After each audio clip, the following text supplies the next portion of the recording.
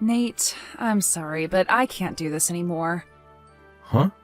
What's wrong? I'm breaking up with you. What? Oh, hold on. What is this all of a sudden? I just can't handle being with you anymore. Hillary, please calm down and tell me what's going on. Why can't you handle being with me anymore? Seriously, Nate, come on. Are you actually going to pretend like you don't know? I don't have to pretend because I legitimately have no idea what brought this on all of a sudden. If it was something I did or said, then I'm sorry and want to do better, so please, let's talk about this, okay? What happened to make you feel this way? Oh my god, there's no point in me even telling you. It's not like it's something you can actually do better about. You're still not making any sense. What is it? What's wrong? It's your family, Nate. My family? If your family is really okay with living in that complete dumpster fire of a house, then that gives me serious doubts about trying to build a future together with you. What? What do you mean dumpster fire? We do have one house that's about 50 years old, but we've been taking pretty good care of it.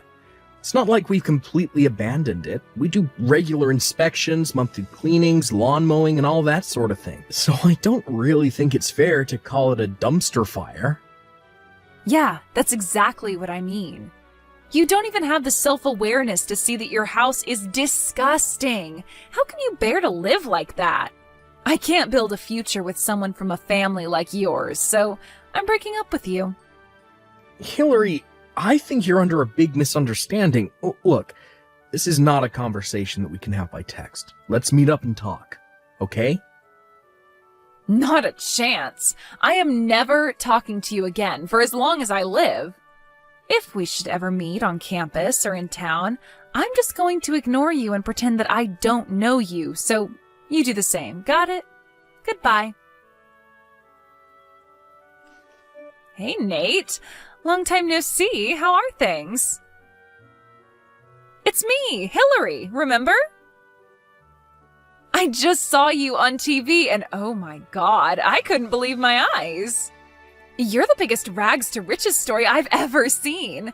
You grew up in that rundown old house and now you're filthy rich living in a huge mansion. They should make a movie about you. Anyway, let's meet and catch up. I'm in the mood for French, I think. I've never tried caviar. Do you know any good places? Oh, and then maybe we could go shopping for a new handbag for me?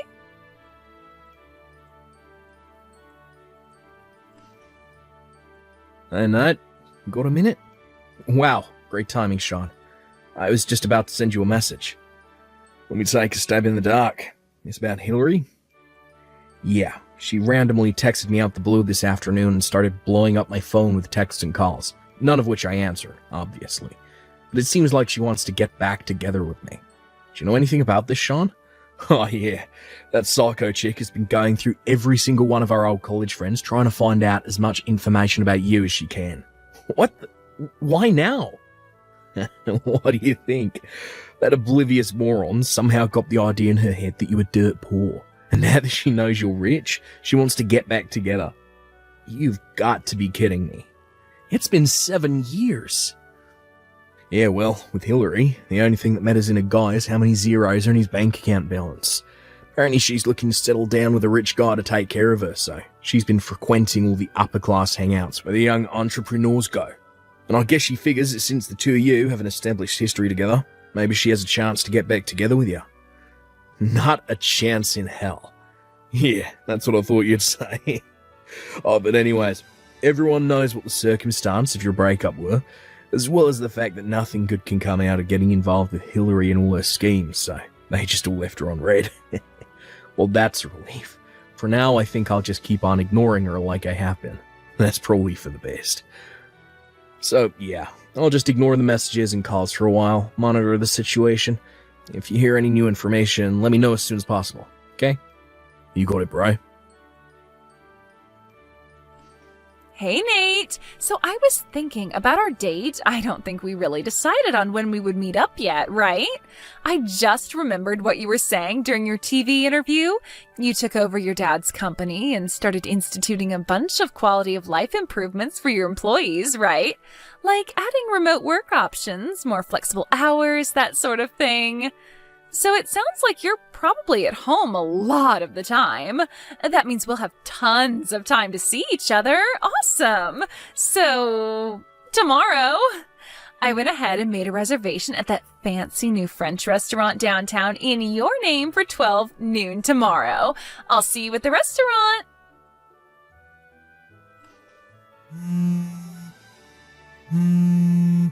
Hey, Nate. Have you left your house yet? This is kind of our first date in 7 years, and you're running late? Like, really, Nate? I'm gonna head into the restaurant. Text me when you get here, got it? What is your problem, Nate? Where are you? Standing me up on our first date in 7 years? What kind of man are you? I expected you were going to pay the bill for dinner, so I didn't bring my wallet. What am I supposed to do now? Hurry up and get down here to pay the check. If you're gonna be my husband, you're gonna have to prove to me that I can rely on you, understand? Hey, wait a minute. Are you ignoring my messages? They aren't getting marked as read. Hey, Sean, this is getting out of hand fast. Yeah, I heard. Did she seriously book a reservation in your name, expecting you to pay for her lunch? She's been blowing up my phone for 3 days. Yesterday, she made up plans for a date with me at some fancy French restaurant, and then, just like you said, actually made a reservation in my name in a place that costs at least $100 a plate. And then she went to the place, declared that I would be paying for the meal, and get this, then she starts telling me that we're getting married. Eesh, what a nut job. You're telling me. Did you hear anything else about that? Yeah. A friend of mine actually works at the restaurant she went to, and according to him, when the manager told her to pay her bill or he'd call the police, she started crying her eyes out, and then just called her parents and they paid the bill. Good God, what is wrong with her? She was name-dropping you big time, saying that you'd be very unhappy with the way she had been treated. I think it's safe to say she'll try using the same tactic again, so be on the lookout. You might want to put the word out, if you know what I mean. Yeah, I'll be making some moves on that front soon. Thanks for letting me know. Hey, Nate. So my parents kicked me out of their house last night, and since I have no place to go, I'll go ahead and move into your huge mansion so we can be together all the time. I'm getting on a bus right now. I'll see you soon. Oh, that's right. The city courthouse is on the way, so I'll go ahead and submit our marriage certificate since I'll be in the area anyway. Whoa, hold on. Nate? Nate, is that you? You finally answered me. Yeah, because I had to stop you before you go doing something really stupid. What do you mean? Anyway, like I said, I'll be over there soon, sweetie. I can't wait to start our new life together. I'm the luckiest girl in the world to have a husband like you. I've been married for 3 years, Hillary. What?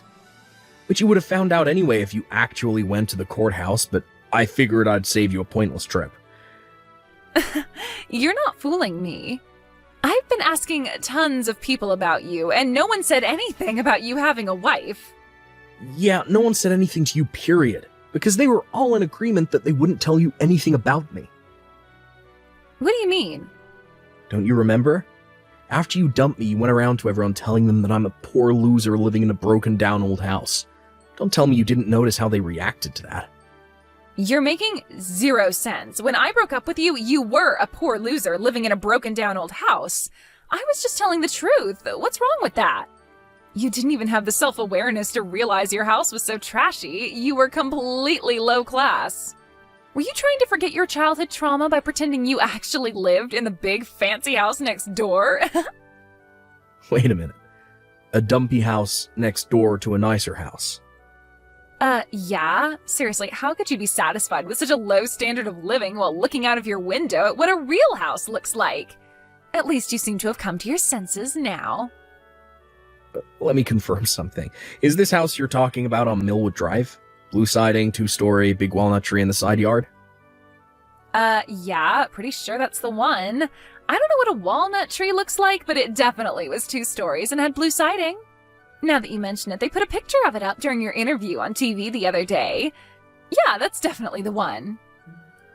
And you got so rich that you were able to buy that big mansion next door, right? I guess me breaking up with you gave you the drive you needed to finally make something of yourself. You're welcome. And now you're finally getting the biggest reward of all, me as your wife. I didn't buy that house. What? It was already mine. I grew up in that house from the moment I was born. Huh? When I took over my dad's company 2 years ago, he put that house and all the rest of our property in my name too. That house next door, the one that you said was old, run down, a dumpster fire, and that sort of thing. That was the house my dad's pets lived in. His pets? Yeah, he's always had a thing for reptiles. He has a ton of them. Chameleons, geckos, lizards, you name it. My mom, however, can't stand the sight of them. So he brought the roughly 50-year-old abandoned house next door and transformed it into a sort of private zoo where he keeps all his reptiles. Might look a bit old from the outside, but he renovated the entire interior when he bought it. So it's pretty nice in there now. He also changed it so the main entrance is on the back side of the house, so it's easier to get there from our property. Oh, wait. So that's why I saw you going in that house all the time? Yeah. Back when we were dating, my dad got a bit of a nasty flu that put him in the hospital for a while, and I was the one who took care of his pets while he was away. I'd stop in there first after my classes were finished, feed the pets, clean what needed to be cleaned, and then go home. That's why I would always go in there. Oh, okay. It's strange that you knew about me going in there, though, since I never invited you over to our house. Don't tell me you were following me. Well, I mean, I was your girlfriend, and you never invited me over to see your house? That's weird, isn't it? I figured maybe you were hiding something from me. Then, well, I saw you going into that old house, and, you know... Hillary, we were only dating for 2 months. We had this conversation at the time, too. I told you that I wanted to get to know you better before I took you to meet my parents. I didn't want to feel like I was being rushed into our relationship. Well, thanks for telling me about how you felt. Wow, it feels really good to have such a deep conversation with you. And now that we've finally reconnected, I am more hopeful than ever about our future together. What relationship? Our marriage, silly! I'm at the courthouse right now. I'm gonna go submit our marriage certificate. Were you listening at all? I told you I'm married. What? Did you seriously ignore the single most important part of this conversation? I guess it must have slipped past me. That's no excuse. You said you watched my TV interview, right? Did you also happen to miss the portion of that interview where they interviewed my wife? That's who that was? I thought she was your maid. You must have had cotton balls in your ears too, because the segment where we talked about how we met and our honeymoon was a full 5 minutes. So, it's true? You're really married? So like I was saying, don't waste your time. Even if you try to submit it, they won't accept it. Got it? But... And this is where I exit this conversation. Hey! I made the mistake of not blocking you when we broke up 7 years ago, but I'll be remedying that in short order. Nate, stop, please. Didn't you hear me? My parents kicked me out of their house. I don't have anywhere else to go. You have to help me. No, I don't have to help you. You're an adult. Figure it out for yourself. Nate, please, let me live with you. How can you do this to me? I was concerned for a while that Hillary might try to storm into my house, regardless of my warnings. But her parents had realized that she was about to do something stupid again, and they caught up with her and dragged her back home. Apparently, they had set a condition for paying the very expensive bill at the restaurant the other day.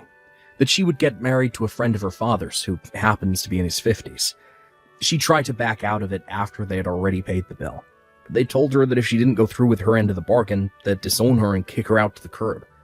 It was at that point that she came up with her master plan of getting married to me. Too bad for her. I was already married. That day, Hillary actually did turn in a marriage certificate to the courthouse, and it was accepted. Why is that, you may ask? Well, Hillary had forged my name onto a marriage certificate, thinking that once it was accepted, there wouldn't be anything I could do. However, her parents caught on to the plan. While she was out, they took the marriage certificate she had signed and forged my signature on, then swapped it out for one with her name and the man they wanted her to marry. What a big-time backfire.